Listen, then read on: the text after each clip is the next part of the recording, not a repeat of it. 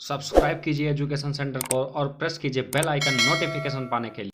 नमस्कार दोस्तों, आपका स्वागत है हमारे चैनल एजुकेशन सेंटर पर। मेरा नाम बलराम सिंह है और हमने प्रारंभ किया भारतीय राज्य व्यवस्था। हम देख रहे थे भारतीय राज्य व्यवस्था के ऐतिहासिक पृष्ठभूमि के बारे में। मैं आपको बताना चाहूंगा, इसके पहले हमने पार्ट 5 बना दिया है, 1 से लेके 5 तक के पार्ट को बना दिया। यदि आपने उसे नहीं देखा तो आप उसे जाके हमारे चैनल पर देख सकते हैं। उसके लिए आपको इस वीडियो के डिस्क्रिप्शन में सभी वीडियो का लिंक मिल जाएगा। हम देख रहे थे ऐतिहासिक पृष्ठभूमि के अंतर्गत हमने देखा कि संविधान निर्माण की प्रक्रिया प्रारंभ हो गई, संविधान सभा का गठन हो चुका है और उनके सदस्यों का चुनाव भी हो चुका है। अब हम देखेंगे कि इसकी अंतिम बैठक कब होती है और संविधान लागू होने में क्या क्या समस्याएं होती हैं और क्या क्या वाद विवाद होता है। ठीक है, 24 जनवरी 1950 को संविधान सभा की अंतिम बैठक हुई। ये डेट ही कई बार पूछा गया है। ठीक है, ये डेट कई बार पूछा गया है कि संविधान सभा की अंतिम बैठक 24 जनवरी 19 कब हुई। ठीक है, 24 जनवरी 1950 को संविधान सभा की अंतिम बैठक होती है। और बताना चाहूंगा, इसके बाद जो आम चुनाव होते हैं, ठीक है, 26 जनवरी से लेकर 1950 से लेकर 1952 के बीच में जो आम चुनाव होते हैं, तो नई संसद बनने के पूर्व, ठीक है, नई संसद बनने के पूर्व ये अंतरिम संसद के रूप में ये सब लोग काम करते हैं। ठीक है, और ये डेट 17 अप्रैल 1952, ठीक है, 17 अप्रैल 1901 ये डेट आपको याद रखना है कि 24 जनवरी 1950 को संविधान सभा की अंतिम बैठक हुई और 17 अप्रैल 1952 को अंतरिम संसद अस्तित्व में आया। ठीक है, पहला निर्वाचन जो हुआ था उसमें दोनों सदनों का संयुक्त हुआ। ठीक है, जिसमें 1952 में अस्तित्व में ये आई थी। तो ये 17 अप्रैल 1952 में, ठीक है, ये आपको याद होना होगा।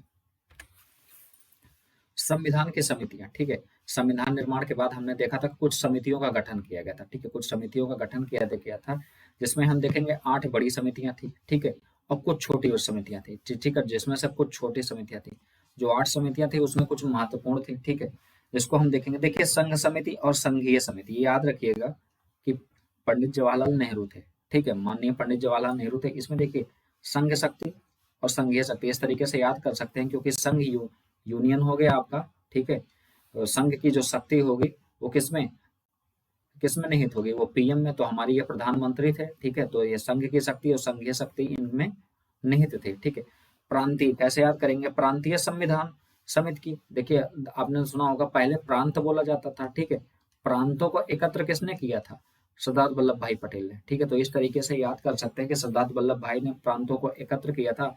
562 रियासतें थी भारत में, 500, तो उसको क्या किया था, एकत्र करने का काम सरदार वल्लभ भाई पटेल ने किया था। इसलिए उनको प्रांतीय संविधान समिति का समिति बनाया गया। ठीक है, उनके उनके अध्यक्ष थे। ठीक है, प्रारूप समिति कौन थे, ठीक है, ये बहुत इंपॉर्टेंट है। ये सैकड़ों बार एग्जाम में है कि प्रारूप समिति के अध्यक्ष कौन थे। ठीक है, प्रारूप समिति के अध्यक्ष डॉक्टर भीमराव अम्बेडकर थे। ठीक है, प्रारूप समिति के अंतर्गत बताया गया था कि कैसे संविधान के प्रारूप तैयार करना। ठीक है, इसमें टोटल 7 सदस्य थे। ठीक है, जो 6+1 के फॉर्म में थे। 1 जो है ये डॉक्टर भीमराव अम्बेडकर जी ही थे। ठीक है, अध्यक्ष थे इसके प्रारूप समिति के।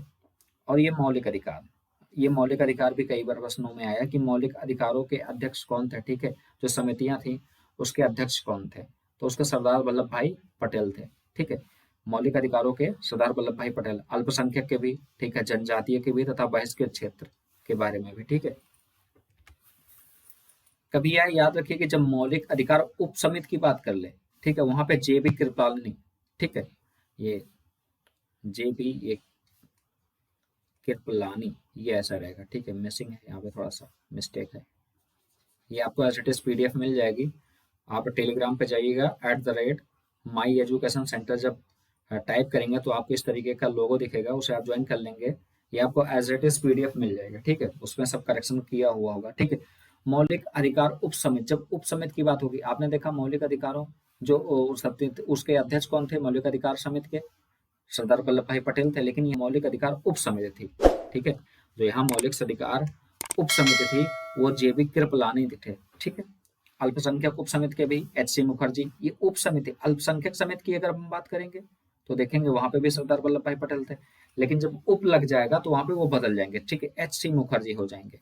ठीक है, प्रक्रिया नियम समिति डॉक्टर राजेंद्र प्रसाद। ये तथ्यात्मक है, आपको याद करना होगा। ठीक है, ये तथ्य सब, इसमें कोई समझने वाली बात नहीं है। ठीक है, राज्यों के लिए समिति जो बनाई गई थी उसके पंडित जवाहरलाल नेहरू थे। ठीक है, संचालन समिति, ये कई बार पूछा गया। संचालन समिति के अध्यक्ष डॉक्टर राजेंद्र प्रसाद। ठीक है, डॉक्टर राजेंद्र प्रसाद संचालन समिति के अध्यक्ष थे।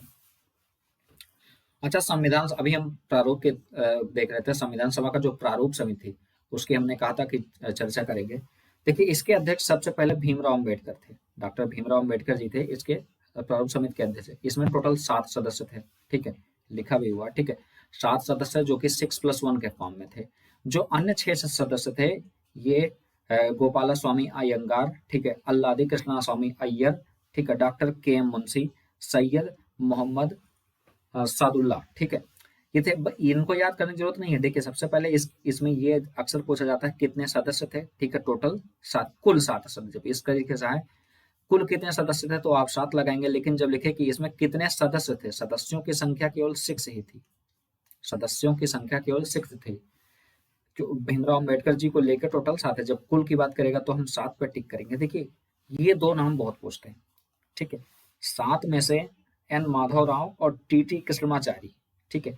क्या हुआ था, बीएल मित्र ने क्या किया, त्याग पत्र दे दिया था, ठीक है, स्वास्थ्य के कारण इनका स्वास्थ्य बिगड़ गया था, उन्होंने क्या किया, इसकी वजह से त्याग पत्र दे दिया। त्याग पत्र देने के स्थान पर, इनके स्थान पर एन माधव राव, ठीक है, और ठीक उसी प्रकार डीपी खेतान की मृत्यु हो गई थी 1948 में। डीपी खेतान की मृत्यु हो जाने के बाद टी कृष्णमाचारी थे, उन्होंने इनका स्थान ले लिया। तो इसलिए इस आधार पे इन दोनों का नाम अक्सर पूछा जाता है कि 4 नाम दे देंगे, पूछेंगे कौन प्रारूप समिति के मूल सदस्य नहीं थे, ठीक है, जो प्रारूप समिति थी उसके मूल सदस्य नहीं थे। तो अक्सर बीएल राव की मृत्यु हो जाने के बाद, ठीक है, हम देखेंगे, हम यहाँ पे देखते हैं कि बीएल मित्र, ठीक है, बीएल मित्र क्या करते हैं, ये बीमार हो जाते हैं, इनका स्वास्थ्य बिगड़ जाता है, इसके कारण एन माधव राव इनका स्थान लेते हैं और डीपी खेतान का स्थान टी कृष्णमाचारी।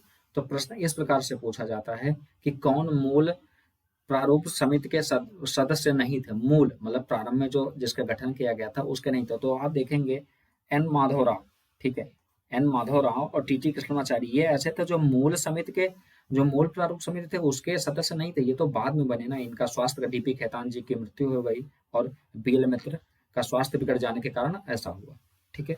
आगे बढ़ते हैं। अब आपको पता होगा कि जब पाकिस्तान का विभाजन हो जाता है, मतलब पाकिस्तान नया प्रांत बन जाता है, देश का विभाजन हो जाता है, तो टोटल 299 सदस्य बच जाते हैं, ठीक है, 389 में से 299, ठीक। तो हम देखेंगे सबसे पहले, ठीक है, ये अक्सर प्रश्न आया कि संविधान सभा जब उसकी लास्ट बैठक होती है, ठीक है, लास्ट बैठक होते समय कितने सदस्य उपस्थित थे और कितने का हस्ताक्षर हुआ। तो जो संविधान सभा पे जब हस्ताक्षर होता है टोटल 284 सदस्य ही उपस्थित थे, ठीक है, 284 सदस्य उपस्थित थे, उन्होंने ही इस पर हस्ताक्षर किया था। इसका मतलब 299 उपस्थित भी नहीं थे। जैसे आज समझ सकते हैं कि संसद में सभी सदस्य उपस्थित नहीं होते, ठीक उसी प्रकार वहां हुआ। और एक प्रश्न इसमें मिसिंग है, ठीक है, मैं यहाँ लिख देता हूँ, ठीक है, पूछा जाता है कि संविधान सभा में कितनी महिलाएं थी। संविधान सभा का जो चुनाव हुआ था कितनी महिलाएं थी, ठीक है, तो आपको याद रखना होगा 15 महिलाएं। संविधान सभा में टोटल 15 महिलाएं थी, ठीक है। और हम ये देखेंगे, 1 सेकेंड, हम ये देखेंगे कि 26 नवंबर 1949 को अपनाए गए संविधान में प्रस्तावना में आपने देखा कि 395 अनुच्छेद और 8 सूचियां की। इससे पहले हम देखना चाहेंगे कि भारत शासन अधिनियम 1935, भारत शासन अधिनियम 1935 जो था उसमें आपने देखा था कितनी अनुसूचियां थी, 10 अनुसूचियां थी। हमारा संविधान जो 1935 में अंग्रेजों ने बनाया था वो एक्चुअल में वो बड़ा था, ठीक है, हालांकि वो ये उससे भी बड़ा था, लेकिन आप सोच लीजिए यहाँ पे हम देखेंगे जो उसी समय वो संविधान बड़ा बनाए थे, ठीक है, उसके पीछे कारण क्या था मैं आपको बताऊंगा अभी, ठीक है। प्रस्तावना को पूरे संविधान को लागू करने के बाद ही लागू कर दिया गया था। अक्सर क्या होता है, एक प्रश्न आता है कि प्रस्तावना को कब लागू किया गया। कई प्रश्न आते हैं कि संविधान लागू होने के पूर्व, लागू होने के बाद, ठीक है, संविधान के लागू होने के साथ ही। तो ये प्रश्न कंफ्यूजन रहता है क्योंकि इसमें एक बार केस भी हो चुका है, ठीक है, एक बार नहीं कई बार केस हो चुका है कि प्रस्तावना संविधान का अंग है या नहीं है, ठीक है। उसको हम चर्चा करेंगे जब हम प्रस्तावना को पढ़ेंगे, ठीक है। तो हम देखा प्रस्तावना को पूरे संविधान को लागू करने के बाद ही लागू कर दिया गया था, ठीक। संविधान की शुरुआत के साथ ही भारतीय स्वतंत्रता अधिनियम, अब देखिए भारतीय स्वतंत्रता अधिनियम 1947 और भारत शासन अधिनियम 1935 संविधान जैसे लागू हुआ तो क्या इनकी जरूरत रही, बिल्कुल नहीं। इनको क्या किया जाएगा, खत्म कर दिया जाएगा। जैसे आपने देखा था कि कंपनी को, जो ब्रिटिश इंडिया कंपनी थी 1773 के रेगुलेटिंग एक्ट से रेगुलेट करते करते 1858 तक आते आते उसे क्या किया, समाप्त कर दिया गया। तो ठीक है, हमें भारतीय स्वतंत्रता अधिनियम 1947 नहीं चाहिए, भारत शासन अधिनियम की अब हमें क्या जरूरत है जब हमारा खुद का मूल संविधान हो गया। तो इसे तो अक्सर ये प्रश्न आ जाता है कि भारत शासन अधिनियम 1935 को कब समाप्त किया गया। अब यहाँ भी ये गलती ना कर दीजिएगा कि भारत स्वतंत्रता अधिनियम 1947 आया तो वहां समाप्त कर दिया गया, ये बिल्कुल गलत है। ठीक है, भारत शासन अधिनियम 1935 के आते ही इसे समाप्त कर दिया गया। आगे बढ़ेंगे, कुछ महत्वपूर्ण तथ्यों को देखेंगे। ठीक है, संविधान सभा जो हमारा अंगीकृत किया गया है, ठीक है, हाथी उसका प्रतीक चिन्ह है। ठीक है, मुहर जो उसकी मुहर है उसमें प्रतीक चिन्ह के रूप में हाथी को अपनाया गया। ठीक है, ये एक दो बार प्रश्न आया, बहुत ज्यादा नहीं आया, ये आपको मिलेगा सैकड़ों बार। ठीक है, जो संवैधानिक सलाहकार थे, ठीक है, ये अक्सर पूछा गया कि संवैधानिक सलाहकार कौन थे, तो बी.एन. राव, याद कर लीजिए, बहुत, ठीक है, बहुत पावरफुल व्यक्ति भी थे। ठीक है, संविधान सभा के संवैधानिक जो सलाहकार थे वो बी.एन. राव थे। ठीक है, H.C.R. अयंगर, ठीक है, संविधान सभा के सचिव नियुक्त किए गए थे। ठीक है, सचिव थे, ये इतना इम्पोर्टेंट नहीं है लेकिन याद रखना ज्यादा ही अच्छा होगा। ठीक है, H.C.R. अयंगर जो महोदय थे संविधान सभा के सचिव थे, ये सचिव थे अयंगर महोदय, और बी.एन. राव संवैधानिक सलाहकार थे। ठीक है, और ये ड्राफ्टमैन थे S.N. मुखर्जी, संविधान सभा के मुख्य प्रारूपकार। ठीक है, ये ड्राफ्टमैन ने नियुक्त किया गया था। ठीक है, प्रारूपकार, प्रारूप तैयार करने के लिए। ठीक, संविधान की विशेषताएं, हालांकि ये देखिए बहुत ज्यादा इंपॉर्टेंट नहीं है, मैं इसे बस थोड़ा सा ध्यान रखना है, कहीं कहीं हेल्प मिल जाती है, कहीं कहीं सवालों को सॉल्व करने में। ठीक है, प्रश्नों को देखने में। तो हमें देखेंगे इसकी विशेषताएं क्या थी। सबसे पहले आपको तो ये पता होगा विश्व का सबसे लंबा लिखित संविधान है। पहले तो लिखित है और दूसरा सबसे लंबा है। ठीक है, लिखित, ये हमारे संविधान की विशेषताएं। चूंकि आप इससे अंदाजा लगा सकते हैं कि मूल संविधान, ठीक है, मूल संविधान जो हमारा बना, जिसको हमने अंगीकृत किया, उसमें 395 अनुच्छेद, 22 भाग और 8 अनुसूचियां सम्मिलित थी। ठीक है, अब ये देखिए, बाद में कुछ लोगों ने आरोप लगाया कि ठीक है इतना बड़ा है तो इसके पीछे कारण क्या था। मूल संविधान इतना विस्तृत है, इसके पीछे 4 कारण दिए गए थे। जो हमारे संविधान करता थे, ठीक है, संविधान निर्माता थे, उन्होंने 4 निम्नलिखित कारण दिए थे। पहला कारण दिया कि भौगोलिक आकार, मतलब भारत क्या है, बहुत लंबा है, चौड़ा, ठीक है, जो विस्तार है उसका, और उसकी विविधता बहुत है। ठीक है, लंबाई चौड़ाई, तो विविधता का मतलब यहाँ पे तरह तरह के धार्मिक लोग रहते हैं। ठीक है, हिंदू, मुस्लिम, सिख, ईसाई, कहीं पर्वतीय क्षेत्र है, कहीं सागरीय क्षेत्र है, अलग अलग तरीके से क्षेत्र भी पाए जाते हैं। तो भौगोलिक रूप से विविध है, विस्तार के रूप से, और धर्म के आधार पर भी विविधता पाई जाती है। ठीक है, हम नॉर्थ ईस्ट देखते हैं तो बिल्कुल अलग सा दिखाई देता है। तो इस हिसाब से हर व्यक्ति को, ठीक है, हर व्यक्ति को सेटिस्फाई करने के लिए संविधान में अलग अलग तरह के प्रावधान किए गए थे, इसलिए हमारा संविधान इतना लंबा हुआ। ठीक है, ऐतिहासिक कारण क्या था, आपने देखा, अभी हम पीछे ही चर्चा करते कि भारत शासन अधिनियम ही हमने देखा था बहुत बड़ा बनाया गया था, क्योंकि हर व्यक्ति को खुश करना इतना पॉसिबल नहीं है। इसलिए अगर खुश करना पॉसिबल होगा तो मजबूरी में हर व्यक्ति के लिए अलग अलग तरीके से प्रोविजन करने पड़ेंगे, तो ऑटोमेटिक संविधान सबसे बड़ा हो जाएगा। ठीक है, ये देखिए, एक तीसरा तर्क था, जम्मू कश्मीर को छोड़कर केंद्र और राज्यों के लिए एकल संविधान। ये मतलब जम्मू कश्मीर में आपको पता होगा कि एकल उनका संविधान अलग था। ठीक है, बाकी सभी राज्यों के लिए एक संविधान था, लेकिन जम्मू कश्मीर का अपना अलग संविधान था। ठीक है, तो इसे आपने देखा होगा, इसको हमने काट दिया क्योंकि आपको पता होगा 5 अगस्त 1918, ओ सॉरी 2019, माफ कीजिएगा, 2019 को क्या हुआ, खत्म कर दिया गया जम्मू कश्मीर को, का जो स्पेशल स्टेटस था आर्टिकल 370, तो वहां के संविधान को बिल्कुल खत्म कर दिया गया। ठीक है, हम देखेंगे संविधान सभा में कानून विशेषज्ञों की प्रमुख, ठीक है, आपने अभी देखा संवैधानिक सलाहकार कौन थे, बी.एन. राव थे। तो ऐसे बड़े बड़े दिग्गज विशेषज्ञ थे, तो उन्होंने अपने आधार पर सभी को, ठीक है, एक तरीके से सभी व्यक्तियों को मुख्य धारा में लाने के लिए, उनकी विशेषताओं को देखने के लिए, उनकी विशेषताओं को संयोजित किया। ठीक है, आगे बढ़ेंगे। अब देखिए, विभिन्न स्रोतों से विहित, मतलब बहुत सारे स्रोत हैं जिनको लिया गया। ठीक है, संविधान का अधिकांश ढांचागत हिस्सा, आपको मैं ये बताना चाहूंगा कि भारत शासन अधिनियम जो 1935 है, ठीक है, इसका 2/3 भाग हमारे संविधान में, भारत शासन अधिनियम 1935 का है, उसका 2/3 भाग हमारे संविधान में। ठीक है, ठीक, संघीय व्यवस्था, आपने देखा ये हमारी फेडरल संघीय व्यवस्था है। ठीक है, न्यायपालिका, राज्यपाल, आपातकालीन, ये जो व्यवस्था है ये वहीं से उठाए गए। ठीक है, लोक सेवा आयोग, ठीक है, लोक सेवा आयोग कैसे, क्योंकि आपने देखा होगा कि 1926 में लोक सेवा आयोग का गठन कर दिया जाता है। ठीक है, प्रशासनिक विवरण, ठीक है, ये सारे हैं जो भारत शासन अधिनियम 1935 से ही लिया गए थे। ये देखिए, अक्सर प्रश्न आता है कि हमारा संविधान कैसा है, ना तो कठोर है और ना ही लचीला है, ठीक है। ये देखेंगे ना तो लचीला है ना तो ही कठोर है, मतलब वो मीडियम है, ठीक है। कैसे, इसको कैसे प्रूव करेंगे, ठीक है। हम देखेंगे कि इसमें जो संशोधन है दो तरीके से किया जाता है। कुछ तो संशोधन तो 50% +1 से किया कर लिया जाता है, मतलब साधारण बहुमत से कर लिया जाता है, और कुछ तो संशोधन 2/3 बहुमत से किया जाता है, ठीक है। कुल कुल सदस्यों के 2/3, तो इस तरीके से दो संशोधन हो गए। तो इस तरीके से हम कह सकते हैं कि ना तो लचीला है, मतलब बहुत आसानी से हो भी नहीं सकता, और बहुत जो कुछ बहुत वैसे क्रिटिकल मैटर हैं उस पे हैवी संशोधन की आवश्यकता होती है, ठीक है। कुछ तो साधारण से हो जाते हैं, कुछ तो विशेष बहुमत से किए जाते हैं, ठीक है। इसलिए ना तो संविधान हम ये कह सकते हैं बिल्कुल लचीला है, कोई भी संशोधन ये हम नहीं कह सकते बिल्कुल लचीला है, क्योंकि सारे संशोधन को हम 50% +1 के आधार पर नहीं कर सकते, साधारण बहुमत के आधार पर नहीं कर सकते, ठीक है। एकात्मक की ओर झुकाव, कहने का मतलब संघीय सरकार की, संघीय सरकार केंद्र सरकार की बात करेंगे, ठीक है। इसमें हम देखते हैं दो सरकारें, झुका, हालांकि हमारे पास दो सरकारें हैं, ठीक है, राज्य सरकार, ठीक है, यहाँ पे राज्य सरकार और केंद्र सरकार, ठीक है, दो सरकारें हैं, ठीक है। अभी हम आगे बढ़ेंगे, तीन सरकारें, तो आप कंफ्यूज मत होइएगा, वहां पे हम बताएंगे तीन सरकारें किस प्रकार से हैं, ठीक है। आम लक्षण विद्यमान, इसमें दो सरकारें हैं, ठीक है। शक्तियों का विभाजन आपने देखा होगा, शक्तियों का किस हिसाब से विभाजन सब्जेक्टों को डिवाइड किया गया है, ठीक है। राज्य विषय की सूची, संघ विषय की सूची, समवर्ती सूची, ठीक है, अवशिष्ट शक्तियां, ठीक है। स्वतंत्र न्यायपालिका, न्यायपालिका पे आपने ये देखा होगा कि विधायिका और कार्यपालिका का कोई नियंत्रण नहीं है, बिल्कुल स्वतंत्र न्यायपालिका। संविधान की कठोरता आपने देखा दो, बट कहीं पे संविधान की सर्वोच्चता के बारे में भी हमने देखा कि संविधान सर्वोच्च, सबसे ऊपर हमारे संविधान को रखा गया है, ठीक है। सबसे बड़ा लिखित संविधान है पूरे विश्व का, ठीक है। आगे बढ़ते हैं। अच्छा, ये शब्द कई बार आया कि संघीय शब्द का, पूछा जाता है किस भाग में संघीय शब्द का इस्तेमाल किया गया, ठीक है। तो मैं बता देना चाहूंगा, संविधान में कहीं भी संघीय शब्द का इस्तेमाल नहीं किया गया, ठीक है।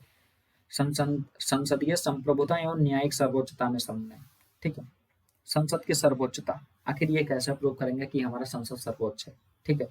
और न्यायिक सर्वोच्चता में समन्वय, याद रखिए कि जब भी संसद कोई कानून बनाती है, जब वो न्यायालय को लगता है कि ये संविधान ये बनाया गया कानून हमारे संविधान के लिए उचित नहीं है, तो उसे क्या कर सकता है, रद्द कर सकता है, शून्य घोषित कर सकता है। लेकिन जब न्यायपालिका कोई कानून को रद्द कर सकती है, तो उसमें संसदीय संप्रभु हो जाता है, क्योंकि संसद उसमें कानून बना सकता है। जैसे आपने देखा होगा SC/ST एक्ट के मामले में, ठीक है। SC/ST एक्ट पहले से था, ठीक है। जिससे क्या हुआ, सर्वोच्च न्यायालय शून्य घोषित कर दिया, लेकिन संसदीय संप्रभुता है, उन्होंने क्या किया, तुरंत उस पर पुनः कानून ले आए, अब उसे शून्य घोषित नहीं किया गया, ठीक है। लेकिन अमेरिका में जो है, अमेरिका में जस्ट इसके अपोजिट है, अमेरिका में सर्वोच्च न्यायालय है, मतलब जैसे यहाँ पर संसदीय संप्रभु, वहाँ अगर वहाँ का न्यायालय किसी भी भाग को या फिर किसी कानून को शून्य घोषित कर देता है, तो वह सदैव के लिए शून्य हो जाता है, उसमें संशोधन करके उसे वापस नहीं लाया जा सकता। इस हिसाब से हम देखेंगे कि भारतीय संविधान में संसदीय क्या है, सर्वोच्च है, संप्रभु है, ठीक। ठीक, एकीकृत और स्वतंत्र न्यायपालिका, ये अभी हम चर्चा कर चुके हैं। धर्मनिरपेक्ष राज्य, मतलब ये हम जब पढ़ाएंगे आर्टिकल 25 से लेकर 28 के बीच में है, जब हम पढ़ाएंगे तो देखेंगे कि इसमें इसका तात्पर्य है जो राज्य है, ठीक है, अपना मतलब देश है, उसमें उसका अपना कोई संविधान नहीं हुआ। जैसे पाकिस्तान की बात करें, पाकिस्तान एक इस्लामिक कंट्री है, ठीक है। पाकिस्तान जो है इस्लामिक कंट्री, उसका विभाजन धर्म के आधार पर हुआ था, मतलब उनका एक ही धर्म है, ठीक है, मुस्लिम धर्म, ठीक है, उनका मुस्लिम धर्म। लेकिन हम जब इसमें देखते हैं तो इनका कोई अपना धर्म नहीं हुआ, किसी के धर्म को ग्रहण नहीं करेंगे, तो एक धर्म निरपेक्ष राज्य है, ठीक। सार्वभौमिक वयस्क मताधिकार, ठीक, सार्वभौमिक वयस्क मताधिकार की बात करते हैं, मतलब जो भी व्यक्ति 18+ है, उसे हम वो क्या कर सकता है, मत दे सकता है, ठीक है, अपने मत का प्रयोग कर सकता है सरकार को चुनने में, ठीक है। एकल नागरिकता, जैसे कई जगह दो नागरिकता है, दोहरी नागरिकता है, ठीक है, यहाँ पे एकल नागरिक। अब ये देखिए त्रिस्तरीय सरकार की, यहाँ पे देखिए, ठीक है, आपको तो समझ में आया होगा, केंद्र सरकार, ठीक है, राज्य सरकार, ये तीसरा कौन है, ठीक है, आप यहाँ पे समझना होगा ग्राम पंचायत, ठीक है, जिला पंचायत, ठीक है। इस तरीके के जो छोटी सरकारें हैं उन्हें भी सरकार के रूप में हम काउंट करते हैं, ठीक है। संविधान की कुछ लोगों ने आलोचना की, उसको हम देखते हैं। कुछ लोगों ने कहा उधार का संविधान, उधार का संविधान क्यों कहा, क्योंकि हमारे भारतीय जो संविधान बना है उसमें बाबा साहब भीमराव अम्बेडकर जी ने क्या किया, लगभग 60 संविधानों का, मतलब 60 देशों के संविधान को मतलब क्या किया है, निचोड़ किया उसका, ठीक है, संकलित किया, उसमें जो बेहतरीन चीजें थी वो हमारे संविधान में लाई गई।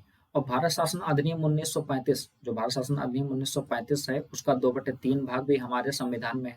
तो इस तरीके से आलोचकों का कहना था कि यह संविधान मतलब उधार का है, जबकि अगर हम अलग तरीके से देखें तो हमारा संविधान उधार का नहीं है। हमने क्या किया, 60 से अधिक संविधानों का अध्ययन किया और उसमें जो बेहतरीन था हमने उसको अपने संविधान में संकलित कर दिया। तो इस तरीके से हम ये नहीं कह सकते कि वो उधार का संविधान था। एक नया पॉइंट है 1935 के अधिनियम की कार्बन कॉपी। कुछ लोगों ने कहा कार्बन कॉपी, हम कैसे मान लें कि कार्बन कॉपी है, क्योंकि हम लगातार संघर्ष कर रहे थे आज़ादी के लिए। हम अंग्रेजों से डिमांड कर रहे थे कि हमारी ये मांगे पूरी हो, ये मांगे पूरी हो। तो धीरे धीरे करते हुए उन्होंने क्या किया था, 1935 में बहुत सारी चीजें को वो ले आए थे। तो हमने क्या किया, जब वो चीजों को ले आए थे तो उसी को हमने क्या किया, कॉपी कर लिया, ठीक है। तो इसे कॉपी नहीं कहेंगे, क्योंकि बहुत सारे नियम कानून जो हम डिमांड कर रहे थे वो भारत शासन अधिनियम 1935 में था, तो उसे हम एक्सेप्ट कर सकते हैं। गैर भारतीय अथवा भारतीय विरोधी, कुछ लोगों ने आरोप लगाया नहीं ये भारतीय नहीं है, क्योंकि हमने बताया कि 60 से अधिक संविधानों का क्या हुआ, विदेशी संविधानों का अध्ययन किया गया था। तो कुछ ने आरोप लगाया, लेकिन हमने सारे संविधान को तो संकलित नहीं किया। जो हमें अच्छा लगा जिस देशों से वो हमने लिया, तो हमने अच्छी चीजों को एक्सेप्ट किया। लेकिन लोगों का आरोप था कि ये गैर भारतीय है, ठीक। गांधीवादी से दूर संविधान। गांधी जी कहते थे कि मतलब सरकारें निचले स्तर की होनी चाहिए, जैसे ग्राम पंचायत। हालांकि 1992 में, ठीक है, 1992 में हमने देखा था कि ग्राम पंचायत, जिला पंचायत को ला दिया गया था। लेकिन जब ये संविधान बना था उस समय ऐसा प्रोविजन नहीं था। तो उस समय लोगों का मत था कि गांधीवादी से दूर संविधान।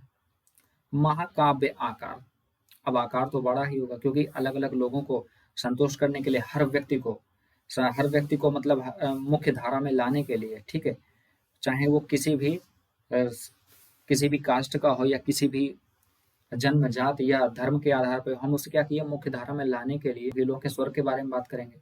देखिए, कानून इतना जटिल हो गया था, इतना भीमकाय हो गया था, तो इसलिए कुछ लोगों ने कहा कि नहीं, ये तो वकीलों का स्वर्ग है, विदाउट मतलब एडवोकेट हम इसे समझ नहीं सकते हैं, ठीक है। उनका भी मत सही था, क्योंकि देखिए हर पहलू को सम्मिलित करना था, ठीक है। इसकी वजह से महाकाव्य हो गया। जब महाकाव्य तरीके से हो जाएगा तो जाहिर सी बात है उसको समझने के लिए कोई एक आम व्यक्ति तो समझ नहीं सकता। तो इसलिए वहां पे कुछ लोगों ने तर्क दिया, ठीक है, ये वकीलों का स्वर्ग यहाँ पे बता दिया गया। नेक्स्ट आगे बढ़ते हैं। हालांकि ये सब पूछा नहीं जाएगा, बस आपके थोड़े से समझ के लिए हमने इसे डाल दिया है, ठीक। मैं बताना चाहूंगा कि अगर आप हमारे लेक्चर की पीडीएफ चाहते हैं, ठीक है, तो आप जाइए वहाँ पे सर्च कीजिए @माई एजुकेशन सेंटर, ठीक है। वहाँ पे सर्च करेंगे @माई एजुकेशन सेंटर, आपको इस तरीके का लोगो दिखेगा, आप उसे ज्वाइन कर सकते हैं, ठीक है। और वहाँ पे सभी हमारे वीडियो के नोटिफिकेशन और पीडीएफ भी अवेलेबल होंगे, ठीक है। धन्यवाद।